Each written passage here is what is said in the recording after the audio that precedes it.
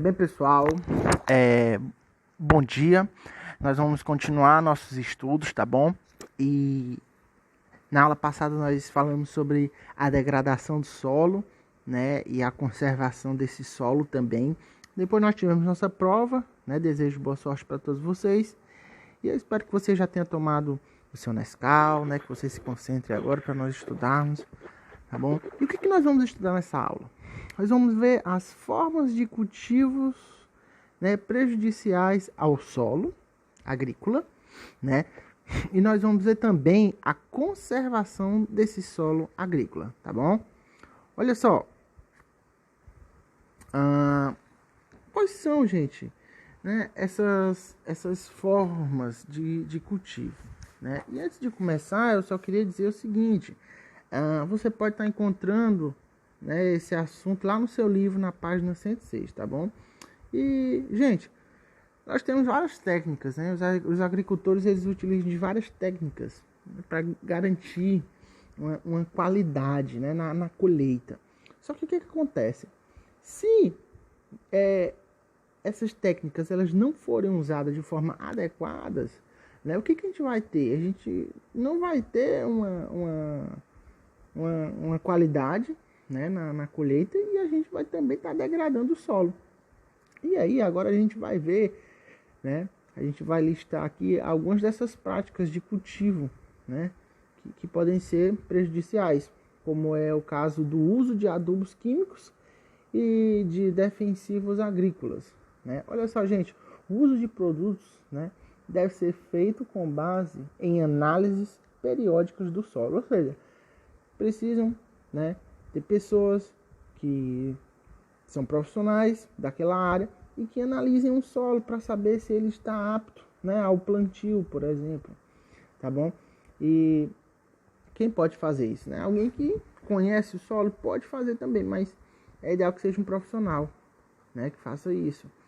E a gente também tem uma outra questão que quando não se tem, né, quando não é empregado adequadamente os adubos, aí você pode ter uma série, né, de consequências, né, que é a poluição, né, de rios e lagos, e pode também atingir aquíferos, né, e causar danos à flora, né, que são as plantas, e a fauna. Então a gente precisa ter muito cuidado, né, em usar esses adubos químicos, porque são produtos químicos, né, que podem ser benéficos ou podem ser maléficos, certo? A gente vai continuar aqui a nossa aula. Olha só, a gente tem agora aqui as queimadas, tá bom, gente? As queimadas, como nós já estudamos, que são incêndios na vegetação de um determinado local, né? E podem ser naturais ou podem ser provocados pelo homem, né? E por que são provocados essas queimadas? Porque os agricultores, né, e os pecuaristas, eles precisam de áreas para fazer plantio e também para criar os animais, né? Então, em muitos casos, eles fazem essas queimadas. Algumas dessas queimadas, elas são legais, tá bom, gente?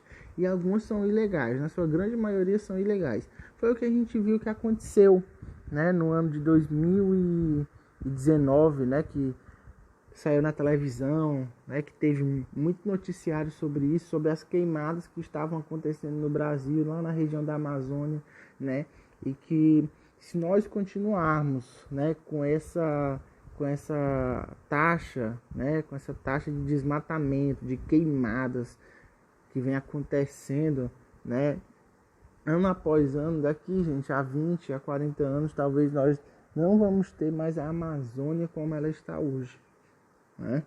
Então, os casos mais comuns, né, dessas queimadas é antes da colheita da cana-de-açúcar, né, para a produção de açúcar e álcool, né, e a queimada de pastagens e de florestas nativas para iniciar uma atividade agrícola, né, como eu falei para vocês.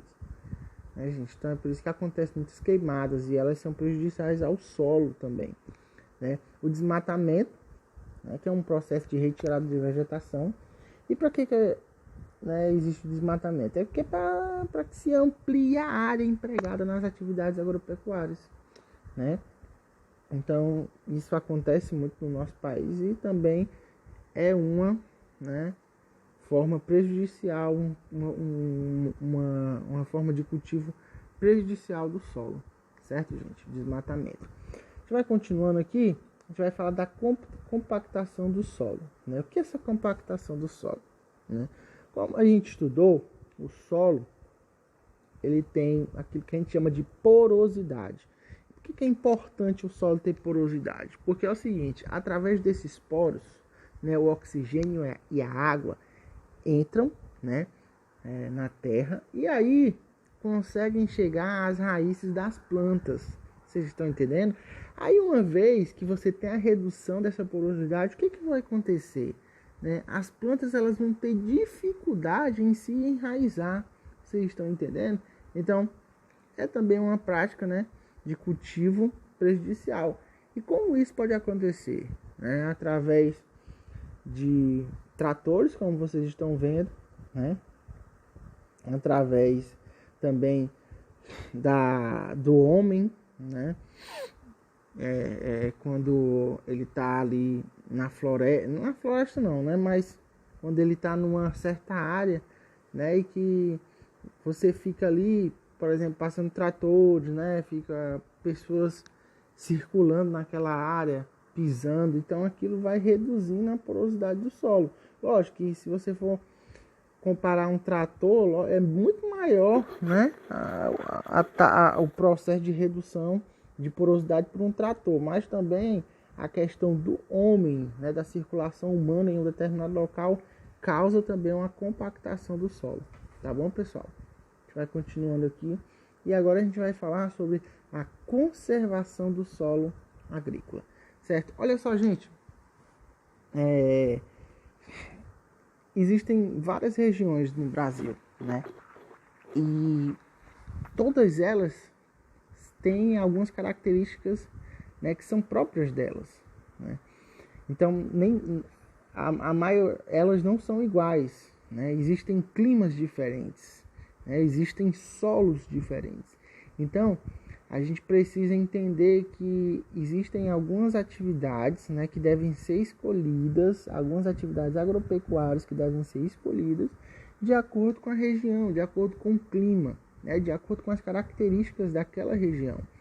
E aí, a gente tem aqui o plantio direto, né? O que é esse plantio direto? Se você abre seu livro aí na página 108, né, tem uma figura bem em cima que fala, né, do plantio, desse plantio direto. Aí você vai ver que nessa foto existem algumas folhas, né, que é o que sobrou da plantação anterior, né? E isso é o que a gente chama de plantio direto. É quando ocorre, tá? Aliás, ocorre, né, quando não há alteração do solo, aproveitando, né, o resto de plantios anteriores, tá certo? Vamos lá continuar. A adubação verde, né? É uma prática de se adicionar plantas leguminosas na superfície do solo, com a intenção de enriquecê-lo nutricionalmente com nitrogênio. O aumento da presença de nitrogênio, certo, gente, no solo, favorece o aumento da produção de biomassa vegetal, né? Ou seja, em vez de nós estarmos usando adubos químicos, né, é possível a gente pegar aquilo que é orgânico, aquilo que é da própria terra, certo? E enriquecer esse solo, né? É o que a gente chama de adubação verde, certo? Então, essa matéria orgânica, né, ela é adequadamente preparada por meio do que a gente chama de compostagem, né?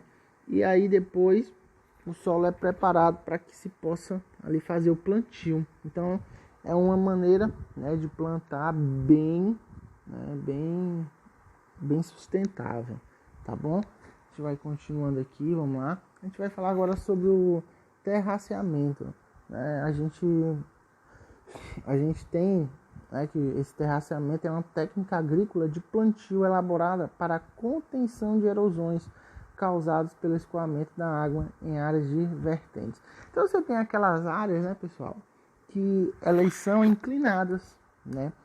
E aí se desenvolveu essa técnica para quê? Para que naquela área, né, que talvez antes não era tão adequada, né? Então a gente tem essa técnica que é para que naquela área se tenha também, né, a plantação. Olha só, essa técnica é aplicada ao parcelar uma área inclinada em várias rampas, né? Então você tem aí uma espécie de escada. Com isso, as águas das chuvas, ao escoarem superficialmente, perdem sua força, removendo menos sedimentos no solo e causando menos impacto sobre ele, né, pessoal? Então, olha essa técnica como ela é importante, né, para áreas onde nós temos essas regiões aí que não são planas, tá bom? Então você pode estar vendo que existem várias técnicas, né, e que elas são usadas para diferentes áreas. Talvez aqui no Piauí talvez a gente nunca vai ver, né, essa técnica de terraceamento, né, mas a gente vai ver plantio direto, a gente vai ver adubação verde, né? Mas essa de terraceamento, por exemplo, ela pode ser utilizada em outros lugares, né, como a gente está vendo aqui nessa imagem, tá bom? Vamos lá. Olha só, essa rotação de cultura, gente, ela é muito interessante, porque talvez você já viu ela, né, nos livros, talvez você viu ela em alguma novela, né, na televisão, e ela consiste, né, na conservação que visa a diminuir a exaustão do solo, isto é, feito trocando as culturas a cada novo plantio, de forma que as necessidades de adubação sejam diferentes a cada ciclo. Consiste em alternar espécies de vegetais numa mesma área agrícola. Então você tem espécies de vegetais, imagina, gente, você tem um vegetal aqui nessa área A e você tem um vegetal na área B, né? Digamos que no primeiro semestre do ano de 2020, o vegetal 1 foi aqui plantado nessa região A e o vegetal 2 foi plantado na região B. No segundo semestre, a gente tem uma troca. A gente pega o vegetal 1 e planta ele na região B. E a gente pega o vegetal 2 e planta ele na região A. Vocês estão entendendo? Então, isso faz com que o solo, né, tenha uma diminuição, tenha menos exaustão, né? Olha só, outra técnica, que é a manutenção da cobertura de vegetação. Presta atenção, olha só.